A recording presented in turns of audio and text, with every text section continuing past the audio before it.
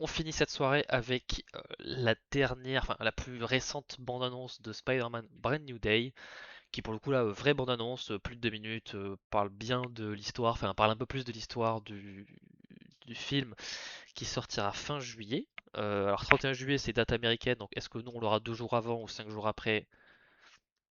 Il faudra que je vérifie, mais bon avec Sony je suis jamais trop sûr, même si c'est Sony Marvel je suis jamais trop sûr.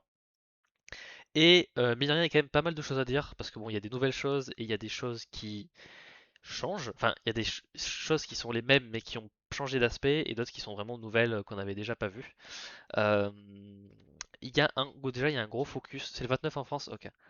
Mais bon, moi à la base je croyais que Supergirl allait sortir avant les US. Au final, ça sort après les US, donc des fois ça peut changer en cours de route quoi. Ouais, on va en parler de Sadie Sink un peu quand même.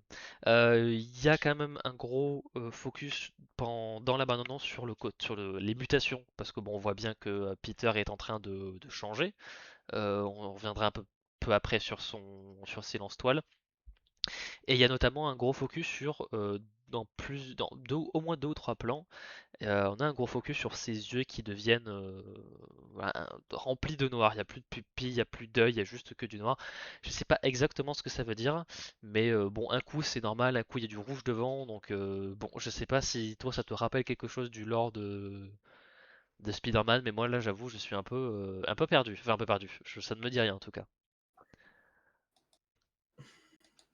Je sais pas. Mais est-ce que ça va pas de pair avec le personnage qui saute dans la D'un rue d'un personne. personnage à un autre, là? Ouais, de Je personne en sais pas. personne. Pour le coup, est-ce que je me dis que c'est un truc de mutation, il va devenir comme Man Spider ou je sais pas quoi, il va avoir 8 pattes ou je sais pas quoi, mais j'avoue je connais pas le truc donc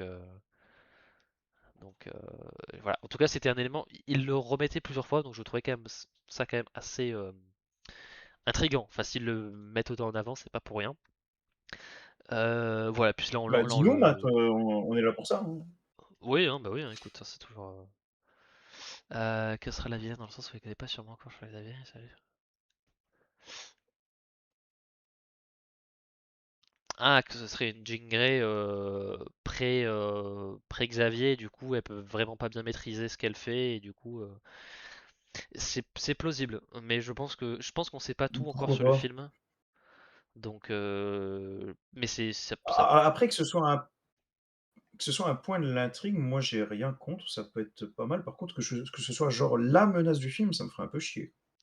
je sais pas. Bah, il y a tout un truc avec le Hulk et tout, on y reviendra après, mais je sais pas. Il y a des trucs ouais qui laissent à penser que ça pourrait être ça. D'un C'est côté, pas impossible. vous l'avez dit vous-même, moi non plus, j'y crois pas une seconde en Scorpion en tant que menace principale. Déjà Non, parce que moi, c'est un personnage que j'adore, hein, mais c'est pas du tout c'est jamais la une menace menace, ça a principale. toujours été un sous-fifre, quoi. Ouais, oui. Oui, c'est ça, c'est ça. Oui. Donc, Oui, ce sera un c'est méchant aussi de simple que début de ça, hein. film, ce sera un peu l'intro du James Bond qui n'a rien à voir avec le reste du film et ce sera, j'imagine, Ouais, j'ai très envie de dire, ouais. divertissant et voilà. Et c'est très bien comme ça d'ailleurs, je vais pas pour le coup. Parce qu'à la limite, s'il fait partie des Sinister Six, là ça peut être un méchant plus enfin menaçant, mais tout seul, bon, Scorpion en général, voilà quoi. On a quand même du coup un bon aperçu de Michael Mando un petit peu de près. On a aussi un bel aperçu sur sa tenue. Rien à redire, hein, c'est très bon, c'est très mécanique hein, comme armure. Ça rappelle un petit peu la version Rhino de The Amazing Spider-Man 2, mais enfin voilà, je trouve que bon, le niveau armure, costume, bon, même acteur, l'acteur il est très très bon, hein, Michael Mando, ça y a rien à redire. Donc, Oui, bien sûr. donc voilà, où il y aura un petit passage sur Ah, puis il Scorpion était temps qu'il soit mis enfin en dedans, avant, sans oui, être encore une fois forcément le principal.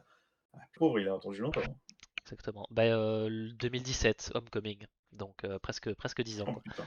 Donc voilà, il est là, il va se faire casser, on le voit se faire casser la gueule, donc on sait qu'il va se faire casser la gueule très très vite. Ah, Euh, donc bon, là pour le coup, il me tarde de le voir, je pense que ça va être une bonne scène d'action plutôt sympa.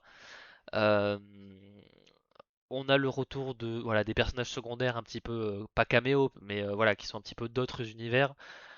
On savait, il y avait eu pas mal de fuites, de rumeurs, de trucs comme quoi il y allait y avoir Hulk dans le film. Donc là, on le voit bel et bien, il y aura bien et bien Hulk et pas juste le Docteur Banner.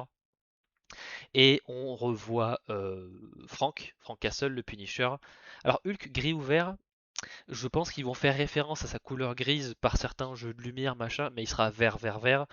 Euh, va probablement être possédé par le fameux virus en question dont parle la bande-annonce, sorte de virus psychologique, enfin télépathique, ou enfin, on sait pas exactement ce que c'est, mais je pense qu'il sera affecté par ça. Du coup, oui, il y aura là déjà, on pourrait croire qu'il est un petit peu gris, même si, enfin voilà. Donc, je pense qu'ils vont y faire référence vite fait, mais pas, il sera pas gris, il sera pas de couleur grise grise quoi.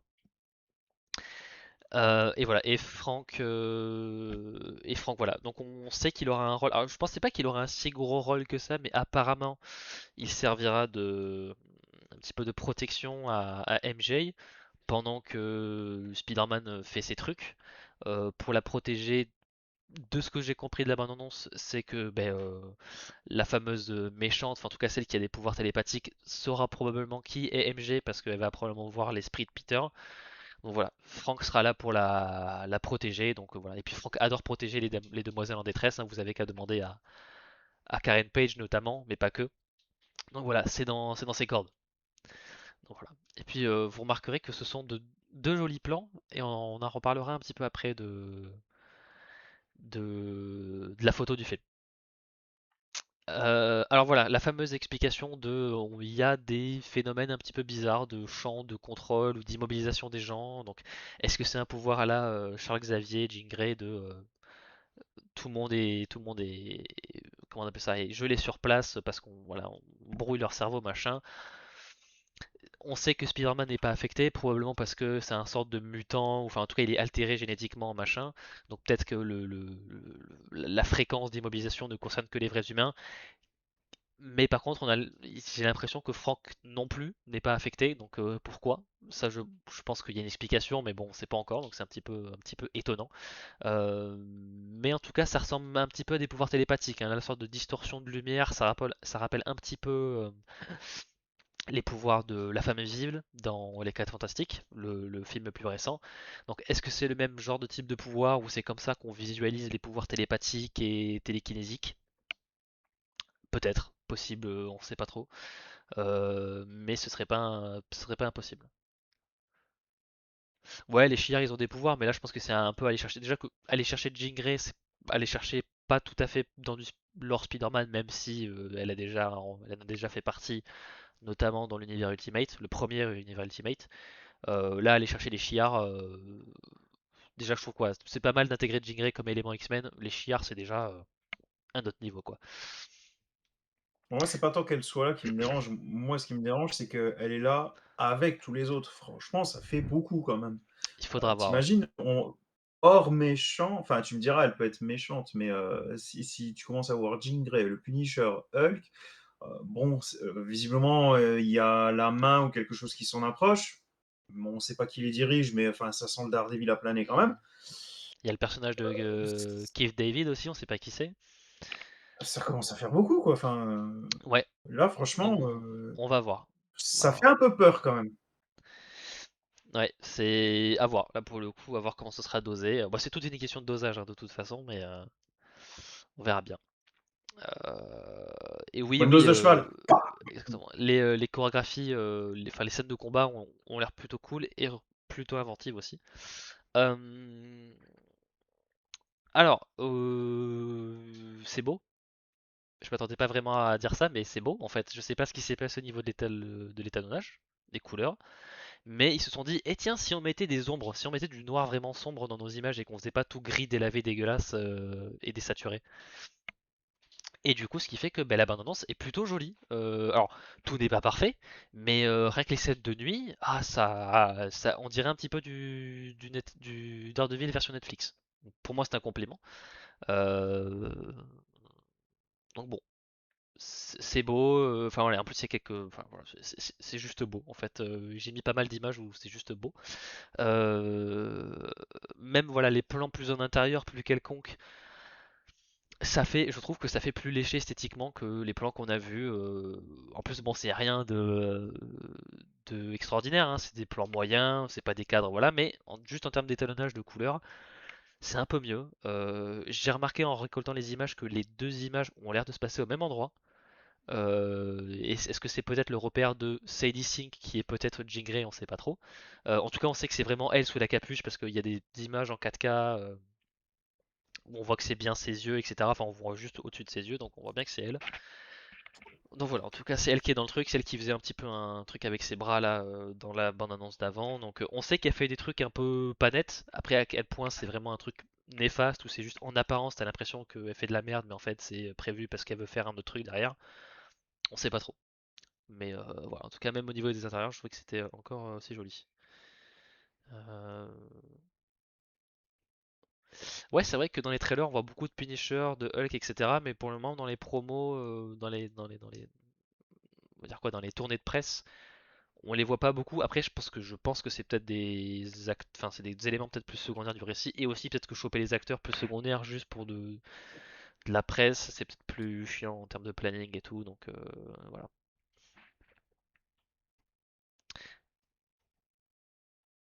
Il y a un cliché magnifique entre le noir et les couleurs. On voit la tête de Peter totalement noire et son costume de Spidey éclatant de couleurs. Je sais pas si je l'ai mis, mais je crois le voir celui dont tu parles.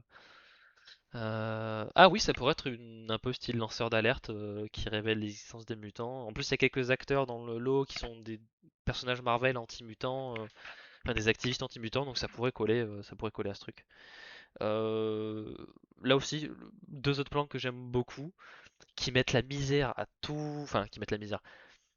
Il n'y avait pas des plans en intérieur aussi jolis que ça dans les premiers films de John Watts. Il y avait quelques plans jolis dans les films de John Watts, ça c'est voilà. Ils avaient d'autres qualités.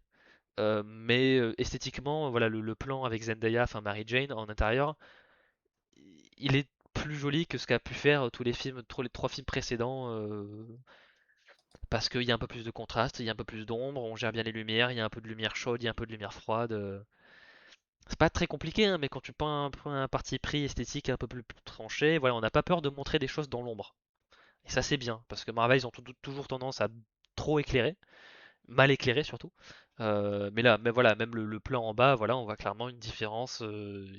Voilà, et j'ai l'impression qu'on s'est un petit peu aussi détaché du filtre bleu un peu dégueu qui assure plein de choses, pas que Marvel, hein, mais plein de choses, et qu'on est sur des tons un petit peu plus chauds. Voilà, je regarde juste, voilà, là c'est juste les deux images. Je trouve que ça fait plus pro, ça fait plus léché, ça fait plus sérieux. En plus, le costume, je le trouve qui rend très bien. Ils ont pas hésité à aller vers des trucs, bah ouais, plus du matériau de toile de fabrique plus classique. Voilà, c'est juste, ça fait du bien de voir un film Spider-Man qui a l'air un petit peu plus soigné dans son aspect visuel, hein, parce que le dernier film qui était vraiment plutôt cool à ce niveau-là, c'était The Amazing Spider-Man 2, il y a 12 ans, quoi. Donc bon, ça fait plaisir, quoi. C'était pas hier. Non, exactement. Et puis pour terminer, voilà, pas beaucoup de scènes de combat, ne serait-ce que voilà, on le voit juste faire rétamer le Scorpion en deux temps, trois mouvements. Euh, Par contre, on le voit se taper contre la main. Et c'est vrai que pour le coup, en termes de chorégraphie, etc., ça a l'air d'être bien filmé, d'être bien chorégraphié. Et puis on voit Spider-Man faire une sorte de tourbillon de toile, etc. Enfin, on voit ils sont un peu creusés les méninges sur bah, comment le faire utiliser ses pouvoirs différemment et pas juste clac clac, t'attaches le mur. Donc apparemment, c'est la même équipe de cascade que dans Shang-Chi. Donc j'espère qu'on verra des trucs cool et du même calibre que dans Shang-Chi parce que les combats de Shang-Chi étaient excellents. Donc j'espère que ce sera du même acabit. Et l'espèce de petite conclusion rigolote de fin de trailer. Là aussi j'ai beaucoup aimé parce que c'est vraiment du Spider-Man dans son essence pure quoi. Il fait des blagues, il s'étire devant les gens. Enfin voilà, je trouve que c'est vraiment ça, ça montre bien que je pense qu'ils comprennent un petit peu comment le personnage agit, etc. Qu'il n'est pas tout le temps non plus hyper anxieux et machin. On sent qu'il est plus confiant dans ses capacités, dans ce qu'il est, dans ce qu'il fait en tant que Spider-Man. Donc, et on sait que c'est relativement tôt dans le film parce qu'il a encore ses lanceurs de toile euh, mécaniques et pas organiques. Alors qu'on a bien vu qu'auparavant, voilà, on voit qu'à un moment dans le film, ces lanceurs de toile sont en train de péter et puis il se retire de la toile du poignet. Donc voilà, ce sera relativement tôt dans le film. Donc voilà, personnellement, je trouve que la bande-annonce m'a plutôt rassuré surtout d'un point de vue ouais, esthétique, production, combat, action, etc. Après, c'est vrai que oui, il y a beaucoup de personnages. Est-ce qu'ils montrent. Il y a deux possibilités. Soit ils ont vraiment un film très, ça c'est très joli, je trouve, sur le Hulk, les traits de lumière comme ça. Soit le film est vraiment très saturé de plein de personnages et c'est mal dosé, et ça va handicaper le film dans ce cas-là. Ou alors, le peu de personnages secondaires est extrêmement surreprésenté dans les bandes annonces et dans les images et machin, pour justement C'est attirer les possible, hein. gens, faire du chiffre. Mais du coup, ce serait un petit peu vraiment pas gaspiller, mais vraiment montrer 80% de l'apparition des personnages secondaires, ce qui gâcherait un petit peu la surprise, ou en tout cas toute l'étendue du rôle. Donc je préférais qu'ils saturent les bandes annonces et que les films soient vraiment maîtrisés, dosés dans leur apparition de personnages plus secondaires. Donc ouais, par exemple, je pense que Franck, on le verra dans la scène d'action avec les camions machin, qu'on le verra protéger Mary-Jane, mais pas plus. Et, c'est déjà pas mal. Hulk, peut-être qu'il sera utilisé comme garde du corps du vrai méchant jusqu'à la fin, et du coup, voilà, ce sera l'avant-dernier boss. Voilà. J'espère. C'est vrai que bon, Spider-Man, on a déjà vu ce que c'était quand ils avaient surchargé leur personnage dans un film, hein. Coucou Spider-Man 3 et coucou The Amazing Spider-Man 2. On espère qu'ils referont pas pour la troisième fois la même erreur. Ce serait dommage. Mais pour le moment, de ce que j'ai vu, des images, je trouve que voilà, le film a plus de gueule que d'habitude. Tom Holland, vu ce qu'il a dit euh, dans ses interviews pour l'Odyssée et machin, je pense qu'il s'est vraiment rendu compte que sous Nolan, c'était pas du tout la même façon de faire des films, et j'ai l'impression qu'il a voulu mettre un petit peu de cette exigence-là de travail dans le projet Spider-Man. Voilà, le réalisateur de Shang-Chi, je pense qu'il fera aussi un bon travail dessus, donc je pense qu'ils sont en train d'aller dans la bonne direction, mais ça ne reste qu'une bonne annonce. Donc ça dévoile pas tout, mais pour le moment, je trouve que je suis plutôt optimiste. Euh, c'est plutôt bon. Voilà, je croise les doigts. Ouais, puis je trouve que ça a vraiment fait, entre guillemets, «le travail du trailer». C'est-à-dire que ça a donné envie en montrant des choses, mais en te mettant quand même beaucoup de points d'interrogation. Mm, Là où, par exemple, dans l'opus d'avant, franchement, on t'a balancé mm, toutes les cartes à la figure immédiatement, quoi. ouais. Tu savais exactement, vers quoi on se dirigeait, ce qui allait se passer, même, à peu de choses près, quel, allait être le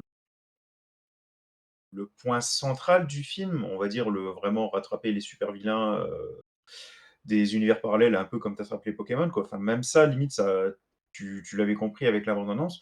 Tandis que là, il y a quand même encore énormément de points d'interrogation, mais sans pour autant que tu te dises putain, la bande-annonce, elle me dit rien.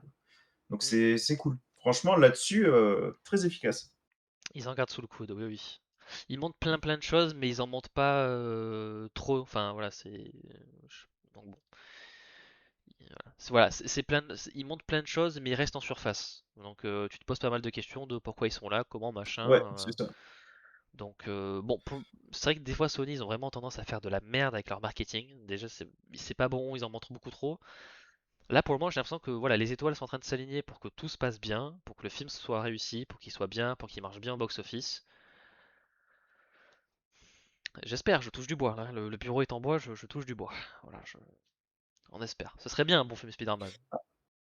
Après, tout n'est pas parfait quand même. Donc là, c'est vrai que pour l'instant, tu as pas trop parlé des points négatifs, mais même peut-être que tu n'en as pas. Moi, donc là, c'est un peu comme ce que m'a dit. Ça a l'air de rien, mais le costume du Scorpion, vraiment limite mécanisé, moi, ça me va pas du tout. Donc Ouais, je sais que c'est un truc c'est une qui. approche qu'il y avait déjà dans The Amazing Spider-Man où tu avais Le Rhino, ouais. Rhino, où c'était limite un tank, quoi. Ouais. Là, franchement, j'ai l'impression qu'on se dirige sur la même chose pour Scorpion. Alors, je sais comme c'est petit, grand maximum un quart d'heure, Ouais. mais même, quoi. Enfin, pourquoi cette volonté de tout le temps tout mécaniser comme ça, je sais pas. Ouais, je comprends, C'est il y a un côté dommage. un peu Insomniac, enfin le jeu vidéo pareil, qui avait tendance à très mécaniser beaucoup de design. Moi j'avoue que je suis pas suffisamment investi dans le personnage du Scorpion pour en avoir quelque chose à faire. Ça me va, parce que je pense qu'on n'aura jamais une version plus kitsch, en tout cas pas de sitôt. Mais je peux comprendre clairement que. Après, je sais que je suis moi aussi pointilleux sur certains costumes pour des choses qui m'intéressent, donc enfin, je compatis tout à fait pour le coup. Je comprends et j'ai vu aussi, ouais, je l'ai vu passer sur internet cet argument-là. C'est vrai. C'est vrai que c'est pas. Et en plus, c'est con parce que pour le coup, ils ont vraiment donné à Spider-Man un costume vraiment mais qui fait moins, justement, moins armure, qui fait plus fabrique, tissu. Ah bah là, il frôle le pyjama, hein. Ouais, absolument. Voilà, donc c'est un peu con qu'il ait pas fait pour pour, euh, pour Scorpion, quoi. Clairement. Bah ouais, je comprends pas. Mais bon, Ah, c'est il y comme a là, plein de choses sur Terre que je on comprends pas. voit Punisher. Je rêve de voir Frank Castle avec des bottes blanches. Un jour, peut-être. Mais c'est très kitsch, quoi. Donc, est-ce que je le verrai un jour? Je ne sais pas. Or, euh, merde, hors animation. Ça, j'en doute, mais Hulk est de plus en plus petit. Alors, il faut savoir que Hulk, ça fait 15 ans qu'à chaque fois qu'il apparaît, il devient de moins en moins menaçant. Donc, c'est pas impossible. Ouais. Après, je pense que c'est peut-être le plan qui vaut ça, mais il me semble qu'il a toujours été. Il a jamais été très très grand non plus, Hulk. Et puis, il a tendance à baisser sa tête. Enfin, voilà, je pense que c'est au niveau enfin, ouais, de sa gestuelle, de son attitude corporelle. Mais J'avais pas fait gaffe, mais c'est vrai qu'on l'a déjà vu bien plus gros que ça quand même. ah, ben dans la version 2008, même version de 2003, Ouais, il était fou.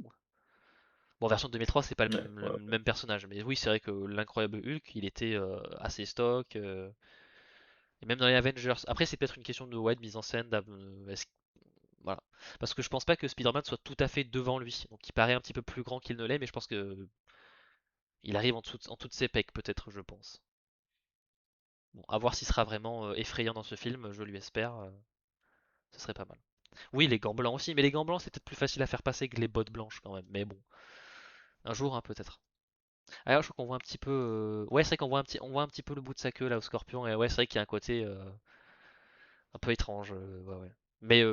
ça me C'est très surprend trop méca, hein. ça me surprend pas qu'ils aient pris cette direction là. Mais bon, voilà. Mais globalement, voilà, plutôt satisfait. Je l'ai trouvé meilleur que la première bande-annonce, plus réussi visuellement. Ça dit des choses, mais ça garde du mystère. Non, franchement, pour le moment, je trouve que ça, Sony foire pas le truc. C'est pas mal. C'est bien.